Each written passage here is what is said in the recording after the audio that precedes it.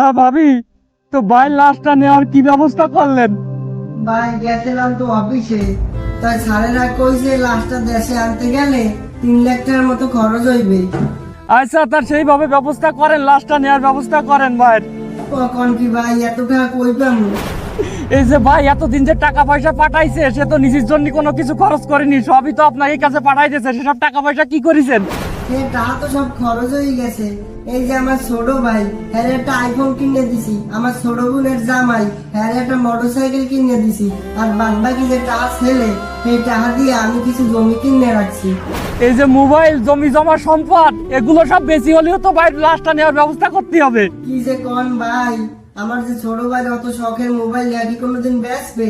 আর যে বোন জামাই মোটরসাইকেল, হ্যাঁ তো আমি ব্যস্তও করতে পারি না। আর আমাদের ভাই তো গেছে মরিয়া, বাদ বাকি যে জমিটুক আছে এগুলো যদি বেশি হলে আমার আর আমার সন্তানের ভবিষ্যৎটা কি হইবে? এটা কোনো কথা হইলো? লাশের কোনো মূল্য নেই, আপনাদের অর্থ সম্পদ টাকা পয়সার বেশি মূল্য হয়ে গেছে। ও বুঝতে পারিছি, বাইতে আনার বাইসে নেই, বাইতে আনার টাকা পয়সা পাঠাতে পারবে না। ও তো টাকার মেশিন ছিল, মেশিন তো বন্ধ হয়ে গেছে, যার